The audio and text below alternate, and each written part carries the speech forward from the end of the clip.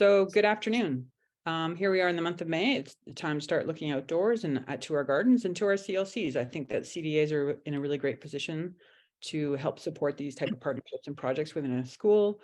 There seems to be a lot of demand as it's tied closely into mental health. Next slide. So today's topic is building gardens and outdoor spaces, and we have the pleasure of having 5 CDAs join us today and to tell us what's happening in their schools. So we're going to be starting with Jennifer. She has her own slide deck, so we'll let you start. So good afternoon, everyone. My name is Jennifer McNeil, and I am the CDA at Pierre Elliott Trudeau Elementary School in Gatineau, Quebec. Let me just share my slide deck. Does everyone see that? Yes. Yes. Okay, so I wanted to, before I begin speaking to the outdoor learning spaces that exist or that have been developed over time at PETS, I really wanted to ground myself in the learning objectives that are part of my action plan as a CDA at PETS, and specifically the goal that is most related to the idea of building outdoor learning spaces at PETS is related to my third goal and objective. It's about accessing, or having access rather, to safe and healthy spaces to learn outdoors. And what did I commit to doing this year? I committed to working with both the school and community partners to develop initiatives and projects that promote and reinforce the importance of physical health and mental well-being. So this was in mind as I was working throughout the year with various partners and various school teams as I supported them in the further, I guess, the further development of the outdoor spaces that already exist. So I don't know if any of you are familiar with PETS as a school, but this is my second year at the school, and I can by no means take credit for all of the wonderful things that are happening. When I arrived, it was clear that outdoor learning was something that was already being explored. And although I won't read all of the words to you, I wanted to really draw your attention to 2 in particular. I think that in order for a school to be able to adopt, different teaching methods or different modalities, you really need to have principal support. And our principal constantly says that, challenges give us permission to do things differently. So with this in mind, the school has adopted different practices that take place in the outdoor. And it's not just about learning outside, but it's learning about the outdoors and using the outdoors to further enhance our understanding of self and of our community and of our skill sets. So when I arrived, there were so many things in place. My principal, David McFall, was already working with the Canadian Playful Schools Network. There was an affiliation with Bouge Bouge. The school had acquired bikes, snowshoes, skis for the students. There was a bird, the kids refer to him as the bird man, but he helped various classes build different types of bird feeders. And my principal had also started speaking with the city about acquiring different kinds of alternative seating, including the tree stubs. So a lot was going on already in the school. But I think that what happened is when COVID hit, it gave further reason or further justification as to why we needed to move outdoors. So these are pictures from the first year of COVID when kids were still in school. I know in Montreal schools, we were closed a little bit longer, but in Gatineau schools remained open for the most part. And so my principal had purchased 3 large tents, which became designated learning spaces that allowed kids to go outside in all seasons, winter, summer, fall, and spring.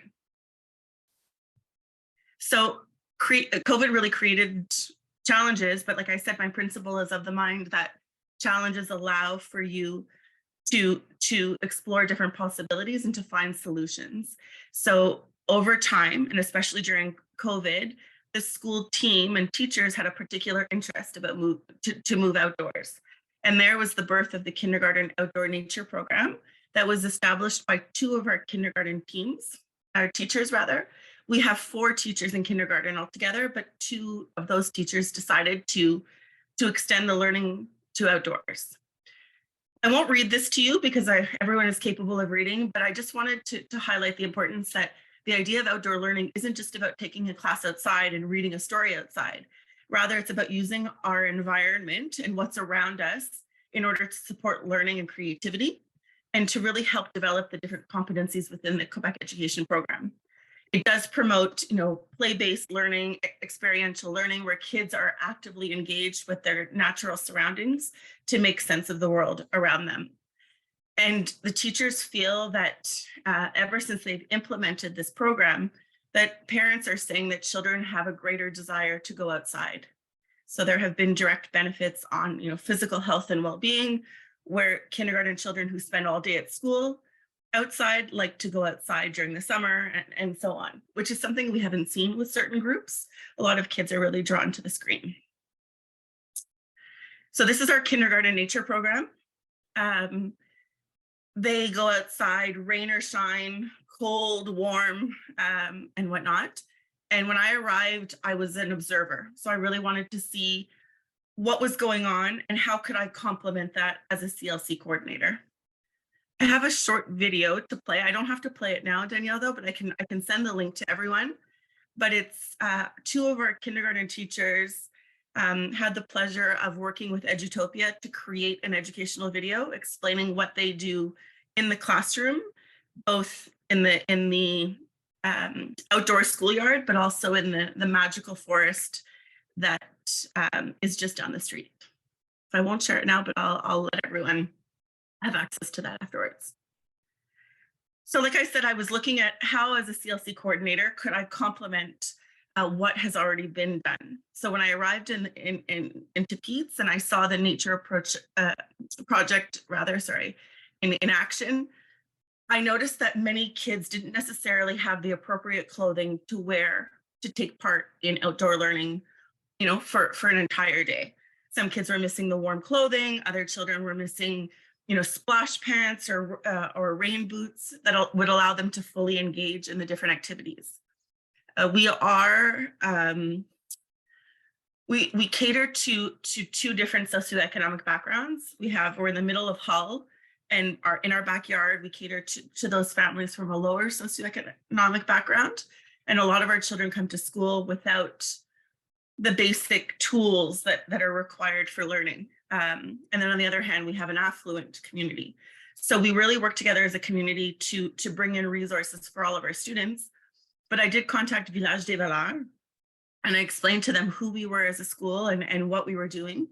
And they graciously offered to have an ongoing relationship with us, whereby if we saw that any of our students required materials or tools or clothing, that they were willing to provide that to us. So it has been an ongoing relationship, and it has extended beyond the nature program. Recently, we've received 10 children from the Ukraine for whom many do not have adequate clothing for whether it be for winter or just to get dressed to go to school. So they've also graciously donated tons of clothing so that we can provide it to those students. And to further complement the outdoor nature program in kindergarten, I contacted the World Wildlife Fund and was able to apply for a grant. Granted, it was only a $500 grant, but the money went a long way. So once we received the grant, I then contacted the outdoor education consultant at Western Quebec School Board. His name is Alan Earwaker, and he is phenomenal. So with that $500, he was able to make it stretch and build 2 insect hotels on the left, and then 2 outdoor kitchens on the right. The kids absolutely adore these centers, and they use them all year long. So you see they're engaged with rocks and stones and mud and sticks, and they're creating their own recipes and exploring, different concepts that are related to science even. Are there any questions on that?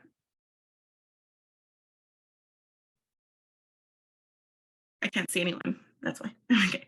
But it's a fantastic, a program that existed, and I was like, okay, well, where can I fit in as a CLC coordinator and really help them enrich this project and make it more, engaging for the students.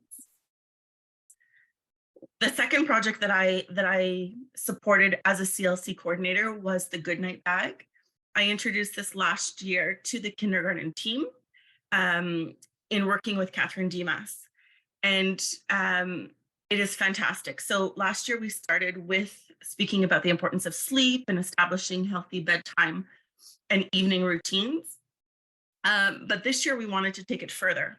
We wanted to really provide parents a holistic series of workshops that developed or helped to develop the various areas of a child's global development. So we put together a schedule, monthly schedule, whereby each month focused on a different particular skill set, whether that be, socialization, which was our family game night, looking at healthy and evening bedtime routines, understanding emotions, literacy, numeracy, and so on. And we invited our children in the evening, along with their parents, to engage in different activities related to these topics. And all of these activities took place outdoors. So parents got to experience what children get to experience when they're outside in the forests or in the schoolyard. And I did for this as a CLC, like I said, again, I contacted different organizations to really help further develop this project and make it more comprehensive rather than just focusing on sleep. So I contacted Notre Grands Airs, an amazing nonprofit organization that provides all kinds of tools and resources and books and magazines for parents to better understand child development. And they provided us free books to put in our Goodnight Bag. I worked with Learn. I also contacted the local dental clinic, and they provided toothbrushes with their office's name on it, and we were able to slip those into the bag. But parents really appreciated it. So even though it served as promotion for them, for us, our parents really enjoyed. We hired two consultants from a company in Ottawa, from the company Restful Parenting, and they delivered a workshop to parents, speaking about the challenges often related to bedtime. I don't know if any of you do this as well, but this is something that I found extremely valuable, is that at the school board, there are tons of resources that we have access to. So I contacted the literacy consultant, the library consultant, the math consultant, our outdoor education consultant, and these people are able to work with you and develop sessions for parents and even present on topics that are relevant for the session you're giving. So that was fantastic. And I also found out from my principal, just in passing, that he had money through a grant in order to offer parents professional development and sessions to further enhance their child's development in the home setting. So I believe the grant is probably a little bit over $2,000. We all have access to this, and my principal didn't know how to spend it. So I used it to offer parents a session on mental health, but then I also used it to hire a company. Many of you may know Boxcars and One-Eyed Jacks from Edmonton, but they are phenomenal. And the consultants in this company offer workshops to parents and students whereby they teach different games to reinforce different math skills. So they'll be coming to our school virtually on June 1st, but our families will be in the school engaging in the activities while they're on screen. Do I have a little bit more time left, Danielle? Yeah. Yes. As I mentioned earlier, physical activity was really promoted at Pete's even before I arrived. They had access to skis, bicycles, snowshoes, and so on. And when I arrived, the person that was doing my job the year prior had applied for the Jumpstart grant through Canadian Tire and was able to obtain, I think it was 75 pairs of skates to use on our outdoor skating rink. So that was fantastic. Some kids had never experienced skating before. So this gave them the opportunity to do something that was perhaps non-conventional. And then in the following school year, I worked closely with the gentleman in the picture with the sunglasses, Steve Ball. He is famous in our school. The kids absolutely adore him. And he personally skateboards, and it's something that he wanted to share with the students because many kids were very curious about his hobbies and so on. So my principal allowed us to apply for a skateboard grant, whereby we were able to access 2 full class sets of skateboards along with a ramp. And it also covered the cost to bring in JP Roy, who is a former Olympian, who comes in with the kids about once a week in the spring and summer to teach technique. So we were able to stretch that money and really give the kids a comprehensive training on what skateboarding is and whatnot. And it has been the highlight of the school. You see kids that are, maybe perhaps a little bit more awkward, difficulty with fine motor skills, who don't necessarily want to engage in a team sport, but are willing to take part in skateboarding. This is a side one that I wanted to just mention. We have a winter carnival every year. And one of my objectives is really pertains to inclusion and diversity. So for the winter carnival, I took part in organizing centers outdoors with the school team, but then I thought it was really important to find something that was a little bit more calming or a little bit more individual. So we contacted a local farm, and the owner was very willing to bring 2 horses for a wagon ride, which took place in our parking lot. And I have to say, for our children with autism, we have 40 children diagnosed. This was a gift. It was so calm. Children sat on the wagon at the back and just truly enjoyed the moment. And we could notice a sense of peace in those children that are particularly anxious. They also had the opportunity to interact with the horses. So as a CLC coordinator, this is something that I looked into for the school. We also, behind our schoolyard, there is L'Arche, which is a home for individuals or adults rather, with intellectual impairments. And we work quite often with them in order to bring our students and their members together. So in this particular activity, we went over to their home to help them rake all of the leaves. And the learning that takes place is incredible. We think it's just a simple activity by going to rake leaves, but they really develop a sense of community, first of all, whereby they're offering their support and there's reciprocity in the relationship. But they also start to see that, we're all different. We all have our different strengths, our different weaknesses. And these relationships have really, they've really begun to flourish, where even members from L'Arche will come into our school, read to students, they'll take part in our extracurricular activities on the weekend and volunteer to serve food or to I don't want to say to monitor a game, but just to be present to support families who do attend these events.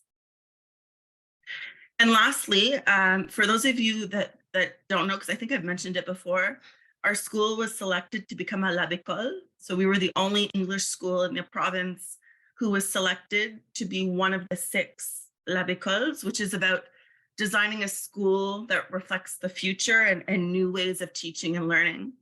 And although the building itself is going to be built, and they're going to put in gardens and things like that, the actual schoolyard is not going to be touched.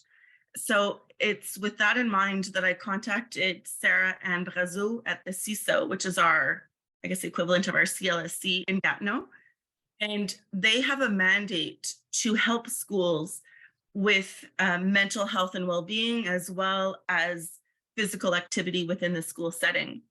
And they follow a program that was designed by the government, Ma Cour, un monde de plaisir. And she is going to be helping us to relook at our schoolyard once Lab École is built. So from things looking at supervision, looking at the design, the organization, what kinds of activities can we put into place? How can we promote leadership amongst our older students to work with younger students and make sure that even though it's recess time, there's still social learning that's taking place. So she is a wonderful asset. I'm thrilled to have met her.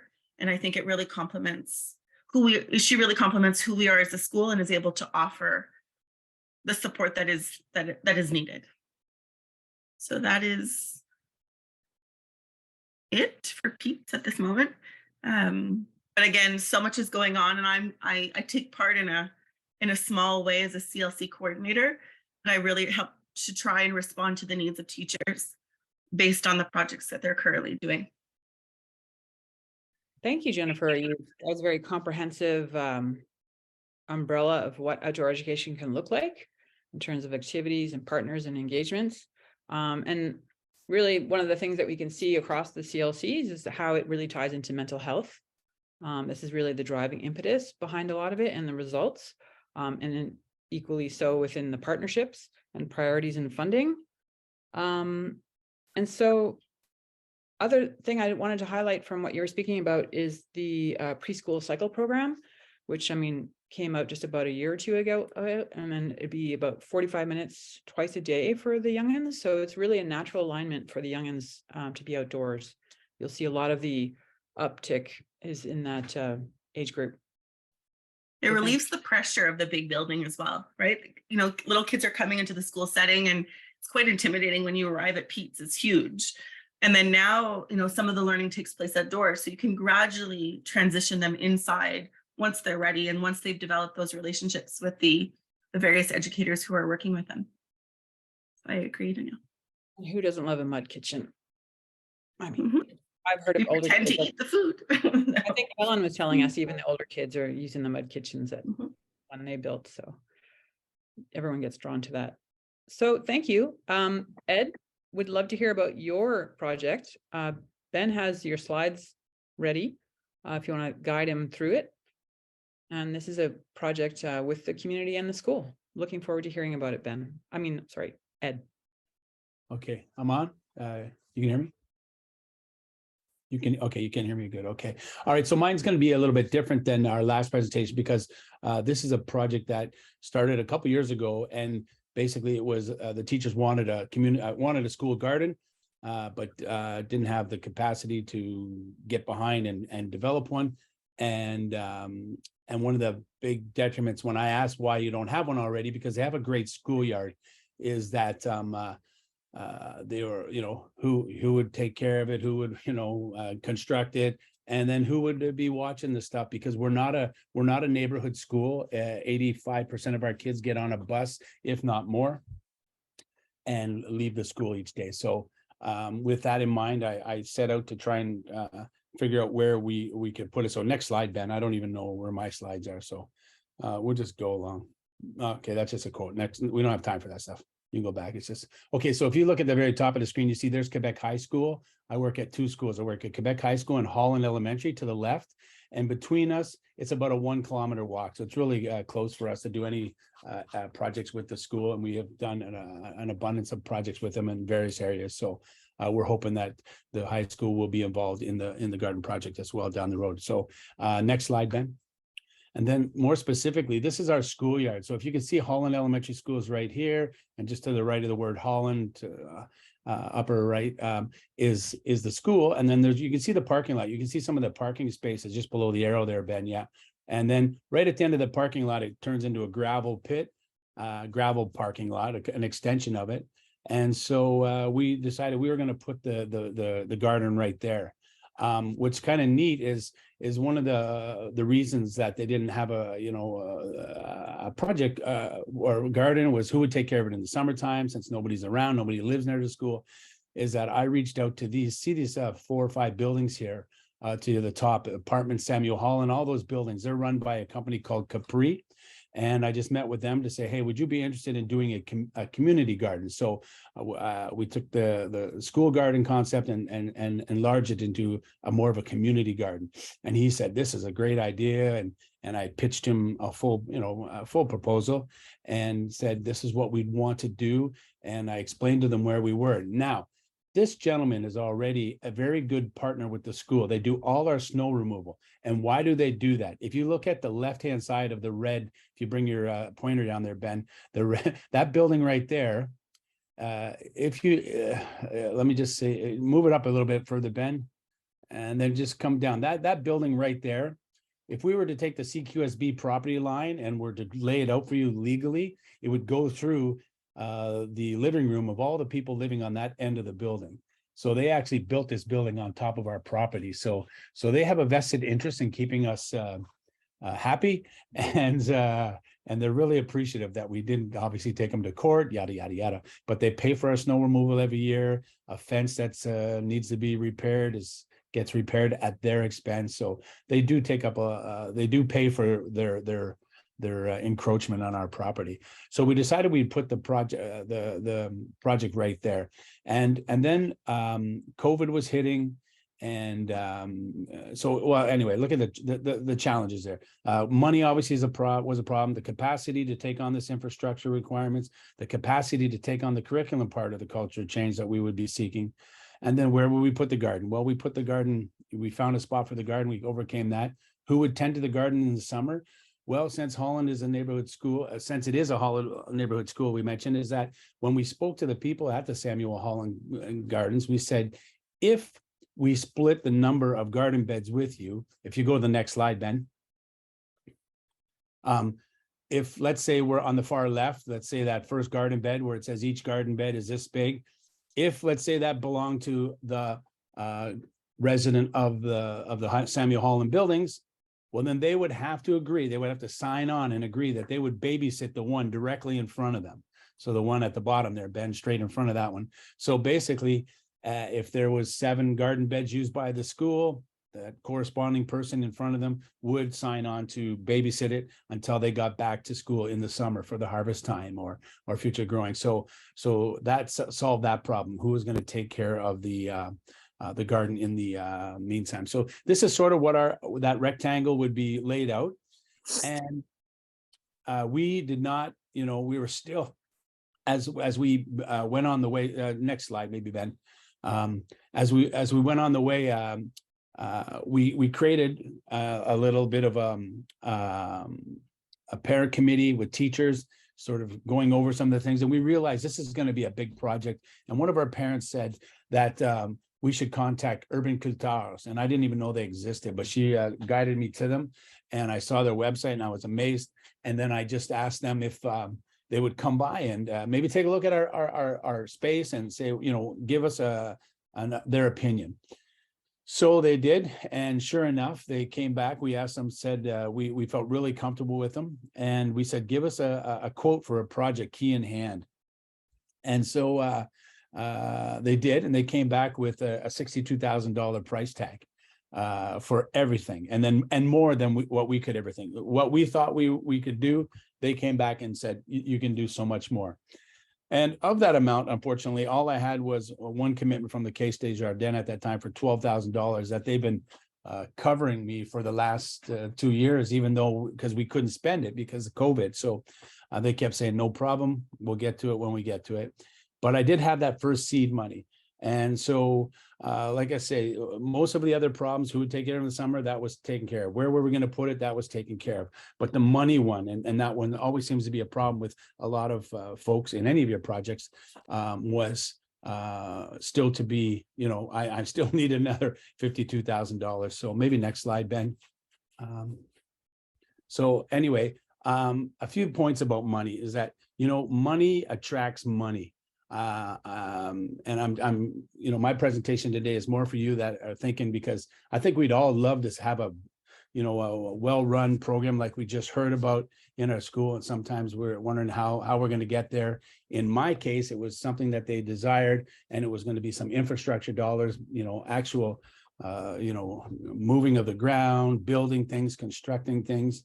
But what I found over the last 16 years is that money does attract money, and that sometimes we shouldn't be afraid. Sometimes we're afraid to approach people because we think that probably won't interest them. But you just never know. Sometimes you just tell your story, you tell it with fervor, you tell it with, commitment. And next thing you know, somebody says, hey, you know what, I can free up some money for you. And that's happened to me over and over. I could give you, many times where that's happened. And and then sometimes you might have to call in reinforcements. I pitched myself to the Citadel Foundation, and the president of the Citadel Foundation here in town said no. He said, we give all our money to the DG. The DG tells us what he needs, and we basically meet that need. So I said, okay. So I phoned the DG, because one of the good things is that you've mentioned a great relationship with your principal. But another thing is that my DG, I've never, ever sent him an email that hasn't been returned within half a day. So he always gets back to me. In this case, he told me to call him. And I said, this is my problem. I got this project going for the garden. He said, yeah, it's going to be great, I think. I told him how much I needed. He said, okay, what this Mike at the Citadel has said is true, but he always told me that I could contact him if I had any special projects outside that normal request. So he said, I will send you a letter. So he sent me a letter saying, hey, he supported this project and he asked the Citadel Foundation to consider this as a special project. So they did, after saying no to me, did ask me to meet up with their board. I presented to them virtually. And of the 4 or 5 people on their board, I think 3 of them were Quebec High School alumni, because it's an English foundation. And one of them was a school teacher, a student that used to go to that school. The teacher here at our school was a vice principal at our school. Then she went to the school board. So I had a very friendly crowd that I was speaking to. And they came back and said, yeah, we'll give you $20,000 for this. And then from there, the $20,000 allowed me to reach out to that City of Quebec grant, which they call for requests where people will consecrate land that they have, either businesses or government organizations, to create green spaces. So that was something that was fun, because just that whole process of going after funding.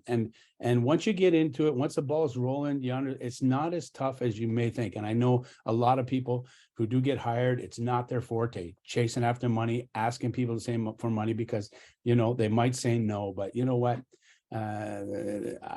Yes, it can be learned. It doesn't, you don't naturally have to have it, but it definitely can be learned how to chase after funders.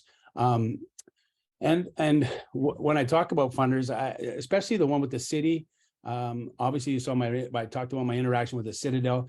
The city were people I'd never met before. So one thing I would suggest, if you're going after big money, call them during the process. The funders are not, they're not like Oz, hidden behind the curtain. And sometimes you make up a reason to call them if you have to, just even if you know the answer to your question, just so you can call them, and who knows what may come of that conversation, and let them hear your voice and the excitement for your project. And that, you have to be excited about it. And, here's what I say, if we're accepted for this funding, I can't wait for the breaking ground photo with you and the other funders. I've said that many times, and it's just like, now they've already pictured themselves in that photo, how great they're going to look in front with all their colleagues. And when I spoke to the city, and I said, I never spoke, when I sent her, I think it was 2 emails or 3 emails, and then she told me to reach, she called. And, but after that, the second phone call, I was still about 2 months away from funding, but I had a pretty good idea that I was going to get funding. I just didn't know how much, but I had a very good idea. I had a shot at the maximum, and the maximum was $20,000. And of the 11 projects of the 167,000 that was given out, we received $20,000. So that was an awesome opportunity for us. So so if you do, for the funding part of a project, do not be afraid of the funder.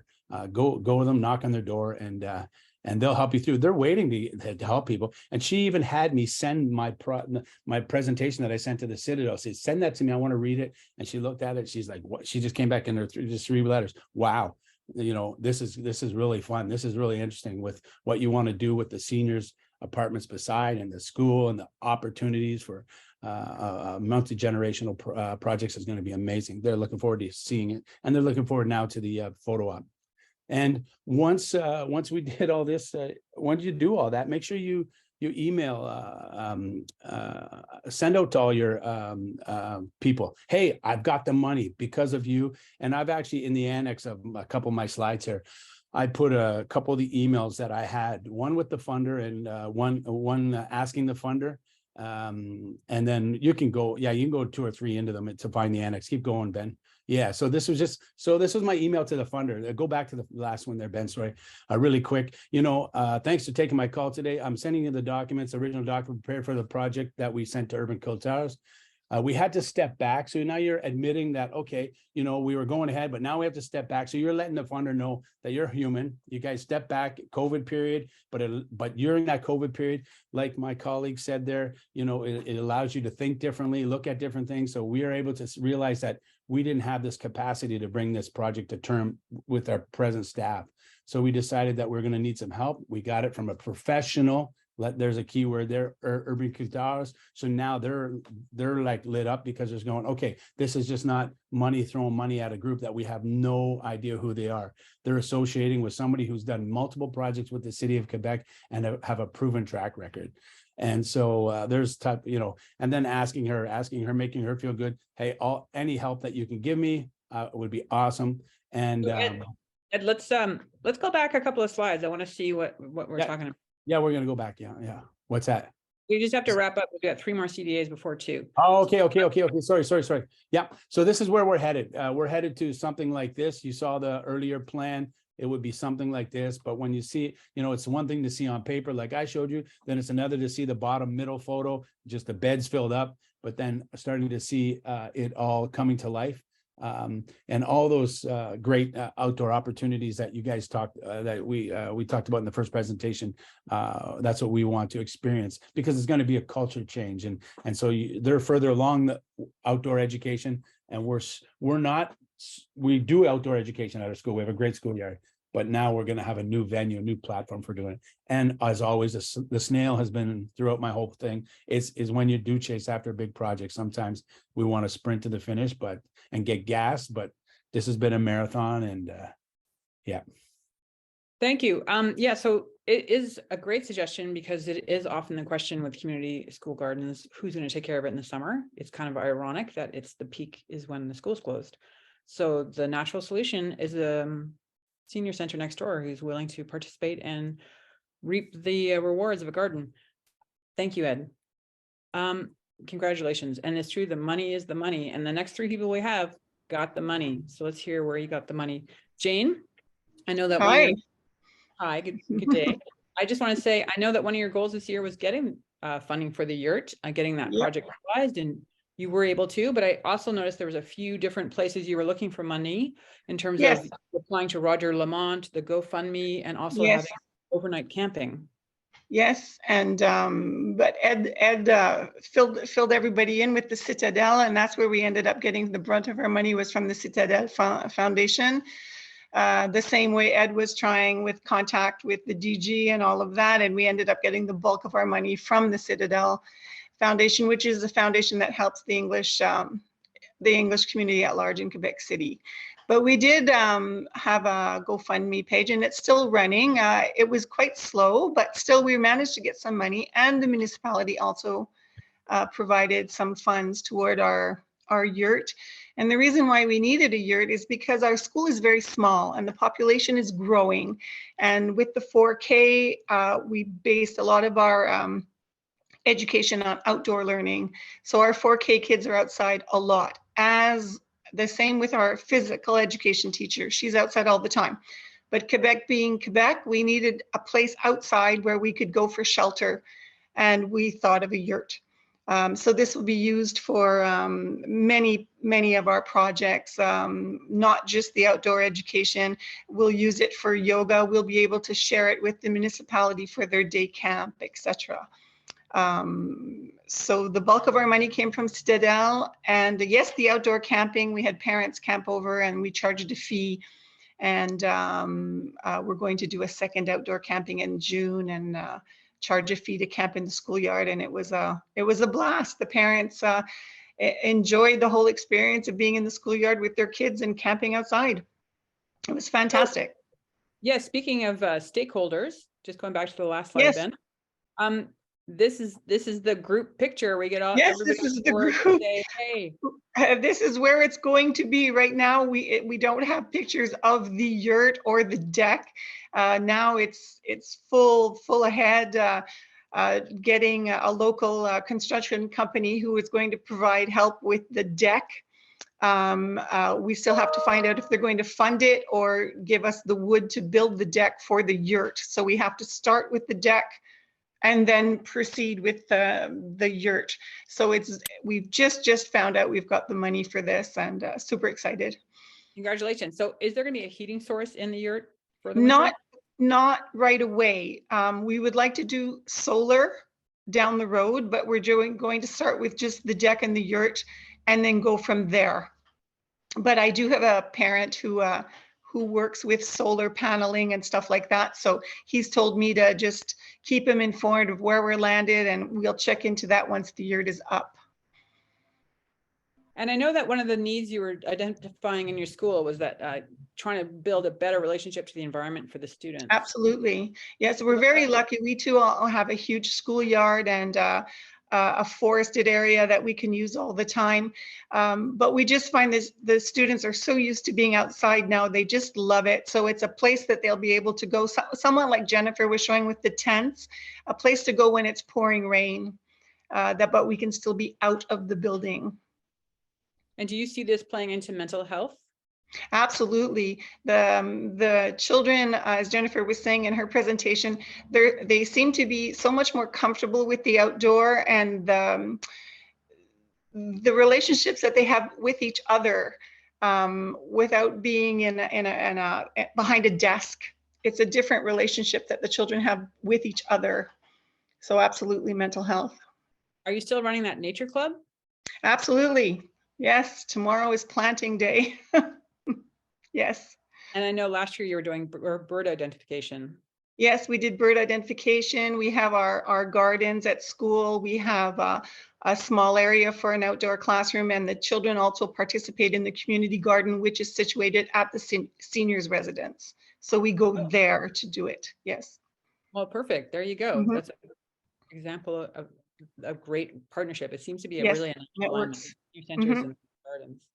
Thank you, Jane. You're We're going to go to welcome. the next slide and speak to Marlene. Welcome, Marlene. Thank you for joining us. I know you just joined us. Hi there. I'm sorry I don't have a slide. That's fine. I do realize it's part of your goal and your action plan is to help promote a healthy and active lifestyle with your school environment and the larger community, and that you want to work on the health and wellness of the students, and that you have a few partners and funders in place for that. Yes. I would have some big news. You have some big news that you just found out. Yeah, I would have. Well, I had planned on working on it this morning more, but just tell us all about it. Don't worry about it. Just okay. Well, About I say 8 or 10 years ago, our school did the Le Grand Défi. And with Le Grand Défi, after it's for 3 weeks long, you do out a project, and our school was rewarded $12,000. And that was about 8 years ago. So we didn't do Le Grand Défi in the last 8 years. So last year I was approached to do Le Grand Défi again. So we did it with our students here at school, and we did out a project. And we asked, just for the fun of it, our playground committee asked for $26,000. So we were notified here about 2 weeks ago that we were awarded $26,000 to add new things to our playground. So what we decided to do was we have one special girl in the elementary where she can't walk, she can't talk. She's very limited to our playground. There's not much things there for her. So we decided to focus mainly onto her this year. So we got an inclusive spinner ordered. We have a suspended nest ordered, and we also have a spinning chair ordered. That pretty much covers most of the $26,000, but we have a couple thousand left. And in December, we were hit by a real bad storm here on the islands, and we lost our greenhouse. Oh no. Our greenhouse was one of our main projects here in our schoolyard. And our garden survived, but the greenhouse, we lost it. We totally lost everything. So during the Christmas holidays, we have community members come here and clean up our backyard here at the school. And So we have a few thousand left over. So we decided, well, we're going to build a new greenhouse and start it all over. But I noticed one thing, who takes care of it in the summertime? We actually have the students here at the school. We hire them during the summertime to come and do our greenhouse and also our garden. So Well, that's that makes a one. lot of sense. And Yeah. I didn't realize swings were so expensive. That's a quick 26,000 just. Gone. And well, what happened was we did it last year and we didn't hear from them. And then all of a sudden in February, they contacted me again to do Le Grand Défi again. And I told my principal, Donna, I said, well, they want me to do it again, but they still never give us no money from last year. Like, what's up with this? I'm so glad it worked out. That's So wonderful. Donna got on the horn, and we actually got the check here last week, $26,000. So But that's wonderful. You built it around a student who has special needs and we're actually right into La Grande Défi again right now. It's actually 3 weeks long. So we did it last week. We're doing it this week, next week, and then in a month's time we'll do out another big project and send it in and hope and pray that we get it again. So thank you, Marlene. We're going to hear from Angela before we say goodbye. For 2 o'clock. I'm sorry, Danielle, but I have to leave. We had a thank you, Marlene. tragedy. Yeah, we had a tragedy here at our school today. So Well, we'll have to catch up with you later. I'm sorry to hear that. Thank you yeah, for joining. no problem. Okay, bye. Bye. Hi, Angela. Thank you for being the last CDA to speak today. We appreciate hearing from you. If you want to speak about your funding win recently, because this is the third good news we've had in the past 2 weeks. It was Jane and Marlene and Angela. Nice. It's so nice to hear all these amazing stories. So positive. So it was really just brought to my attention kind of on a whim that there's this cool contest going on with Montreal Canadiens and National Bank, and we should apply and we should try to win. And so I was working alongside the IB coordinator, Mr. Stepanchik, and we applied and we sent in our answers. They had asked us to answer a couple of questions, what the impact of the greening project would have on our school, and if we could describe what we had in mind for this greening project. So we did. I also sent them some pictures of what our school grounds look like presently, which is not very great. and we applied, and within a couple of days we got the answer that we were in the finals. We were among the finalists. I'm not sure exactly how many schools were in the finalists, but we were one of them. And then a couple of days later we were announced that we were the winner. And I asked Eva, so this project is funded by the National Bank and will be done, all the planting and all the work will be done by GRAM, which is a nonprofit organization in Lachine that works with environmental greening, and they do a lot of recycling.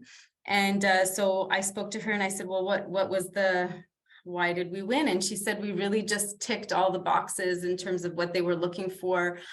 We are part of a heat island, so we're like very close. We're one exit away from the Dorval Airport. We're also a block away from the Highway 20. So we're in perfect location in terms of, being a heat island. Also, we're in Lachine, and so this contest was open to all elementary and high schools in the West Island. So all of the criteria was there. We had enough land for them to work on, and spaces for them to refurbish and to plant and enhance for us. We also have a beehive on site, so that helps with the sustainability, and hopefully we'll be able to plant some great flowers around there so that our bees can get extra pollen and work hard. And that's how we won the contest. And then by winning the contest, the Montreal Canadiens, they donated 50 tickets for us to go with our students to the hockey game. That's the next slide. Yeah, there we go. So there's us. So they announced us as the winner, and the Canadiens won that game as well. So it was really that's rare. really a fun night. Yeah. And And then so now we just started, so I don't have too much info about the project because it's really just in the beginning stages. So we've done also the GRAM has given us next slide, 3 Ben. workshops. Pardon? Yeah. Next Oh slide, yeah, that's it. So we have 3 workshops with our grade 8 students that we're going to be doing. So we've done 2 of them. So the students are actually there helping to decide what plants we're going to use, where we're going to plant, what we're going to do. So they're all part of the design project, the design stage. And then we're having our last workshop on the 25th of May. That's going to be with our grade 9 students, where we're going to finalize certain aspects of the design. And then on June 6th, so that's an example of the workshop that GRAM had given our grade 8 students. That was on the 11th of May.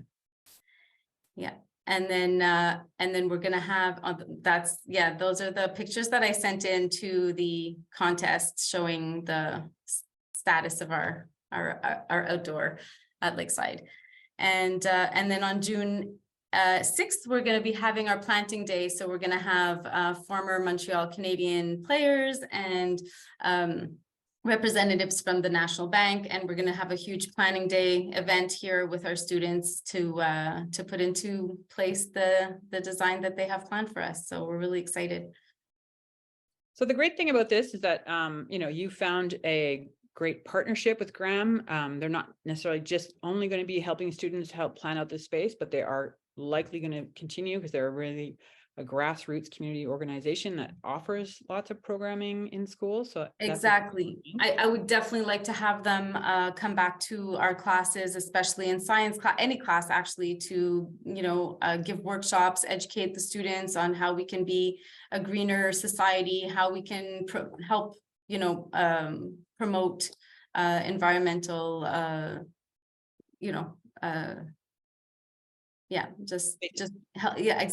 exactly. And I love the example as well, because you are one of the schools that is in an urban setting. So the fact that you're addressing urban heat islands is really important. It's really, excruciating to get kids outside when it's just way too hot.